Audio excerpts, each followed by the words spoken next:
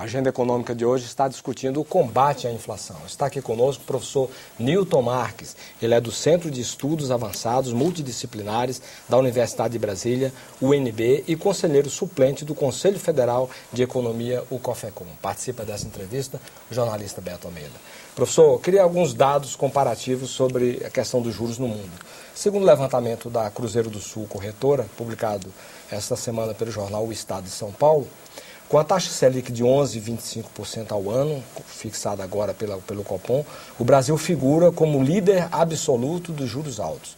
O juro real, quer dizer, descontado a inflação do Brasil, passa a ser de 5,5%. Em seguida vem a Austrália com 1,9% e África do Sul com 1,8%. A China tem juro real de 0,7% e uma longa série de países cobram juros negativos. Entre eles, Estados Unidos, com menos 1,2%, a Rússia com menos 1%, França, menos 0,8%, a Argentina, aqui perto, 0,9%, o que faz, então, com que o Brasil esteja na contramão de todo o resto do mundo na questão de taxa de juros. Porque aqui nós adotamos, e infelizmente, a gente adota isso, um juro real muito elevado. Se discute muito com os economistas que não precisa ter um prêmio tão elevado assim. Porque se por acaso houvesse uma evasão de divisas conforme uma fuga de capitais ou uma fuga da moeda para aplicação para ativos e tal, isso daí poderia trazer algum descontrole, né, para a economia. E a gente não vê esse tipo de coisa. Mas você vê que foi penoso, foi longo a caminhada para reduzir o juro real. Nós tínhamos 2 dígitos e agora nós estamos em 1 dígito. Então era preciso ter um esforço para reduzir isso daí, porque não há necessidade. Para que um juro real tão elevado? Não existe nenhum risco de moratória. Já chegamos em juro nominal de 1 dígito. O que você poderia, vamos dizer assim, defender esse juro real elevado para a economia nacional brasileira? Então, existe uma diversidade de taxas de juros em função das economias, das conjunturas econômicas desses países e também na crença. Então, você vê, por exemplo, que a China e a Índia, né, são países que estão crescendo a taxas violentas e não usam o manejo da taxa básica de juros como aqui no Brasil usa. E a gente fica naquele negócio, nossa dívida é elevada, por isso que a taxa de juros é elevada. Como é que é? Aquele do biscoito, lembra? Ele é fresquinho porque vende mais ou vende mais porque é fresquinho?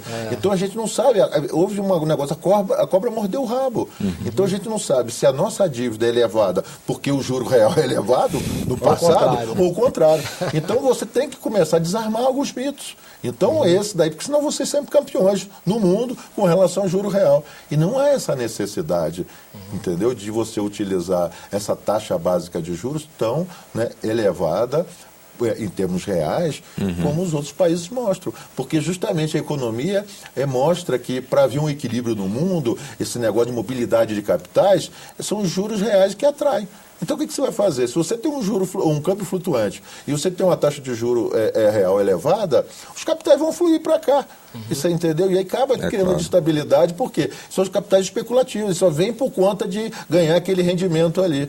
E aí não se resolve o problema. Então, enquanto a gente não usar, no meu ponto de vista, com relação a esse juro real, impuda o mercado. Agora parece que o mercado é exógeno, né? Nós economistas usamos muito essa palavra, né? Então, poxa, ele não tinha que ser endógeno, ele é exógeno para nós? Não, nós temos que chegar para o mercado e dizer, o Banco Central está tomando medidas, o governo está tomando medidas e não tem necessidade de ter um juro real tão elevado. Professor, existe também aquela avaliação de um setor de economistas, né, que lembra que, na verdade, o Banco Central trabalha com expectativas de inflação que vêm do próprio mercado. E que, ao sinalizar com altas nas taxas de juros, o Banco Central estaria mandando um recado para esse setor, né, de que não vai permitir a alta inflacionária. Com isso, esvaziando uma expectativa que ele próprio recebeu vinda do próprio mercado. Será que não tem maneiras mais eficientes e mais econômicas de fazer esse trabalho? Verdade. Mais barato? Eu acho até que uma sugestão aí para a agenda econômica no futuro é trazer um cara do mercado e um outro economista para fazer um contraponto, para dizer assim, vem cá, como é que vocês constroem esses modelos? Porque uma época eu me lembro que eu estava até cedido ao Ministério da Fazenda e eu perguntei para um amigo meu que veio do Citibank, que fazia as projeções lá, e eu falei, como é que são os modelos? Todo mundo tem um mesmo modelo. naquela época, pode ter sido mudado, né, que já tem muito tempo. E aí, com isso, todos eles convergem para o número. Quer dizer, quando um ou outro sai, é porque ele quer se destacar. Se der certo, ele se destaca. Se não der, é um cara a mais que errou, uma instituição que errou. Então, esse é um problema sério, Beto. Porque o mercado, o Banco Central trabalha com um sistema de meta de inflação, aquele negócio do looking forward, olhando as expectativas com relação ao futuro, e obviamente que os agentes vão calibrando. Agora, traz os agentes, os consultores, como é que eles estimam isso daí? Será que é o mesmo modelo que o Banco Central trabalha, que o governo trabalha? O próprio boletim Focus é divulgado no site do Banco Central. E outra coisa, será que... Tem que ser no site da Febraban, né? Pois é. Será que o preço do alimento, por exemplo, não vai mudar lá no futuro? Eles têm tanta garantia de que eles têm um satélite, tem informação do satélite que vai saber que se vai chover mais ou chover menos em determinado lugar, e com isso as commodities vão... Quer dizer, essa é uma coisa que deve se discutir, porque eu acho que é difícil você imaginar que eles tenham essa informação tão balizada, né? Ou se fosse insider information, informação privilegiada de saber que no futuro vai acontecer assim ou assado. Então, agora, com a elevação da taxa básica, o que eles fazem? O modelo reprograma tudo. Então, será que efetivamente, aí todos vão, né, mostrar que existe uma eficácia da política monetária e, com isso, calibra as reestimativas de preços por conta dessa elevação. Então, é uma discussão.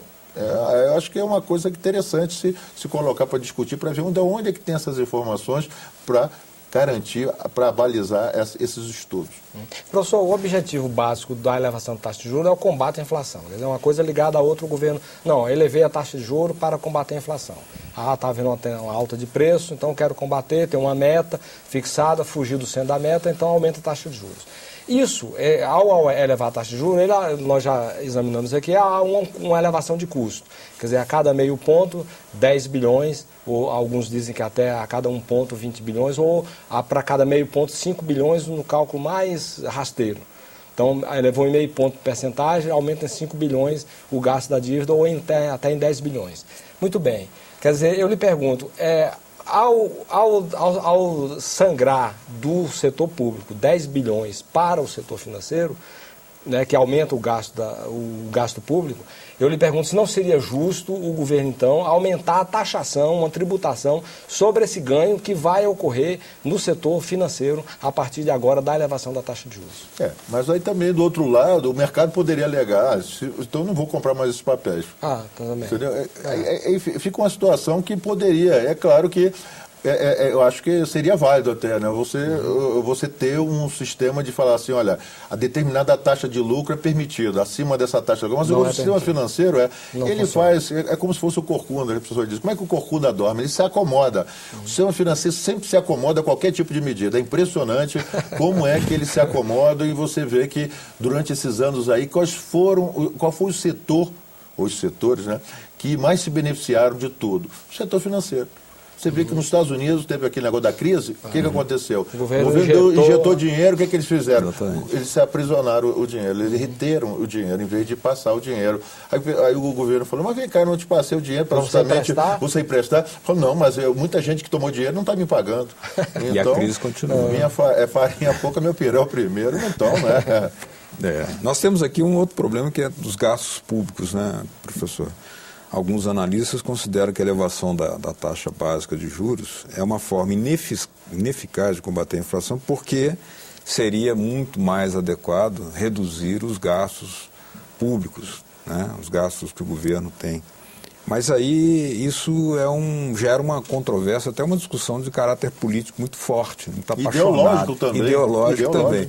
Como é que o senhor vê esse debate? Eu, por exemplo, sempre eu costumo dizer, quando eu discuto com alguns colegas economistas, que o governo Lula, por exemplo, fazer uma apologia do governo Lula, quebrou alguns mitos. E que faltava quebrar, né, na época, né, talvez agora com a presidenta Dilma, quebre o mito do equilíbrio fiscal.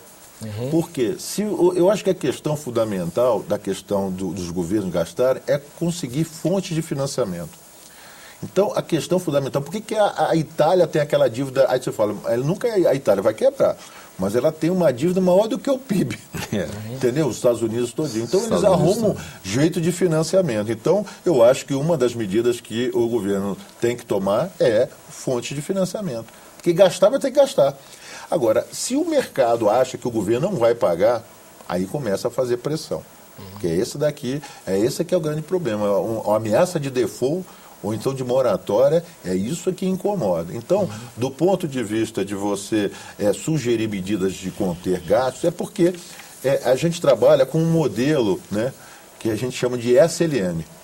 Os nossos telespectadores vão ficar, pô, mas o que é esse modelo SLM? Os economistas aprenderam isso daí. Então, você tem a questão da política monetária e a política fiscal. Então, todas as vezes que tem uma política monetária contracionista, você tem que ter uma política fiscal contracionista. Caso contrário, você não reduz o nível de demanda por bens e serviços e você não atinge o equilíbrio. Então, é essa discussão que se coloca. Então, por isso é que se coloca a questão. Agora eu te pergunto, será que se o governo Lula tivesse pensado pura e simplesmente em cortar gastos, assim como talvez o governo Fernando Henrique pensava, será que nós teríamos essa redistribuição de renda que houve? É uma questão que se coloca. Teria havido crescimento. Tem gente que fala assim, não, esse processo já vinha em curso. Eu não acredito, Beto, que há quanto tempo que a gente vê as políticas econômicas, então eu não quero fazer apologia de governante A, B ou C, não, mas que efetivamente foi a política desenvolvida, foi eficaz para conseguir com que houvesse uma redistribuição de renda, porque sempre também acredita-se para os economistas que não pode crescer sem distribuir renda. Isso é uma coisa lá de trás. Então, a redistribuição de renda, que é justamente uma política pública, quem tem que fazer é o governo. Então, como é que você vai cortar gastos num momento desse daí, tendo uma elevação dos gastos financeiros? Então, você tem que provocar o quê? Você tem que provocar a economia para crescer, para arrecadar mais, para permitir que o governo consiga justamente superar aquele negócio. Então, no momento, um pensamento estático é esse, que alguns economistas, principalmente que a gente chama de os economistas ortodoxos, ou os chamados liberais ou neoliberais, que às vezes não gostam nem dessa denominação, mas é uma linha ortodoxa que pensa que todas as vezes que há um arroxo monetário, tem que haver um arroxo fiscal. Caso contrário, aquele arroxo monetário ele se perde. Então, essa que é a mensagem que é feita e é dada por alguns economistas. Ou seja, teria havido a expansão do mercado de trabalho se não tivesse havido essa mas isso que eu estou dizendo para você, será que isso daí era natural? Eu não consigo ver isso daí. Se você não tivesse tomado essas medidas com relação a crédito, com relação à Bolsa Família, as políticas de redistribuição de renda, você não teria feito deslocar. Primeiro que você tirou gente da linha da pobreza absoluta, jogou na classe C e D. E depois houve uma mobilidade. A C e D pulou para B, por exemplo, tá certo? A não pula A, pelo contrário, a A fica lá, continua sempre sólida, né? Principalmente nesses movimentos, né? Que a gente vê de altas taxas de lucro. Professor, uma preocupação grande hoje da indústria vem da taxa de câmbio, que se agrava agora com o aumento da taxa de juros. Segundo o Instituto de Estudos para o Desenvolvimento Industrial, o IED, os setores industriais brasileiros considerados de média e baixa tecnologia registraram em 2010 um déficit na sua balança comercial de 8,2 bilhões de dólares contra um superávit de 3,6 bilhões em 2009. Incluem-se aí segmentos como derivados de petróleo, borracha, carvão, construção naval, calçados e couros. Pode-se dizer que esses segmentos já estão vivendo, de fato, um processo de desindustrialização em decorrência da taxa de câmbio, da política cambial adotada no país, que valoriza o real e prejudica as exportações? É verdade. Existem estudos que mostram que está acontecendo isso. Tem outros que acham que isso daí é besteira, principalmente chamados, que a gente chama os economistas ortodoxos, a linha ortodoxa. Não, diz que não, isso tem que continuar dessa forma aí, isso vai se resolver no longo prazo. Mas, efetivamente, está havendo uma desindustrialização, porque a partir do momento que você tem, por exemplo, produtos lá fora mais baratos do que produzido aqui dentro, o que você vai fazer? Você, com esse dólar baixo, vai lá e compra. Tá certo? Então, e se você tem que conseguir faturar dólares e o mercado não está conseguindo, você procura exportação de produtos primários. Então, está havendo uma reprimarização da nossa pauta de exportação. Isso é péssimo, porque nós precisamos de ter o quê? Valor agregado. Professor, outro dado preocupante diz respeito à participação dos produtos básicos na pauta de exportações do Brasil. Em 2009, a participação dos básicos era de 40%. Em 2010, elevou-se para 45%. Já os industrializados caíram de 44% em 2009 para 39% em 2010. O que se espera de um país emergente não é que se eleve no comércio internacional sua participação em produtos com maior valor agregado? É verdade. Então, se por acaso não houver nenhuma mudança da política cambial, nós vamos assistir, infelizmente, a esse fenômeno que é indesejável, que é justamente nós só exportarmos produtos primários. E tem um agravante, que às vezes o exportador quer faturar. Então, o que é a receita? É preço vezes quantidade. Então, se ele começa a exportar muita quantidade, ele acaba derrubando o preço.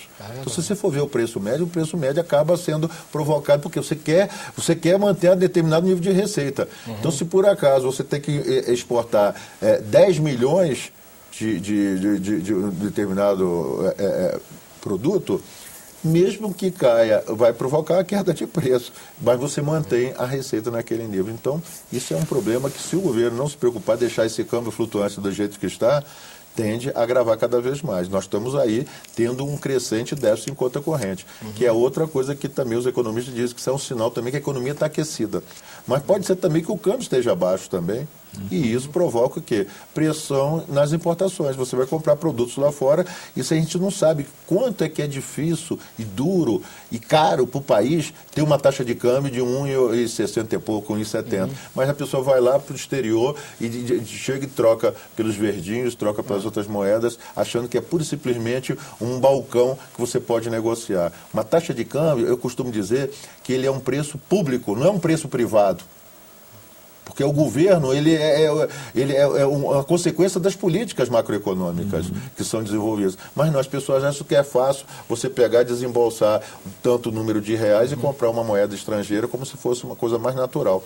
Se não tomar medidas, o governo não procurar, principalmente agora o novo governo, não tomar medidas nesse sentido, nós vamos assistir cada vez mais uma situação, a gente vai chamar aqui eu de volta, outra pessoa, e a gente vai estar discutindo isso daí. Nós, economistas, nós temos que se antecipar aos fatos. Não adianta a posteriori, nós temos que trabalhar a priori. Por isso que às vezes alguns criticam a gente, chamando a gente de exumadores de cadáveres.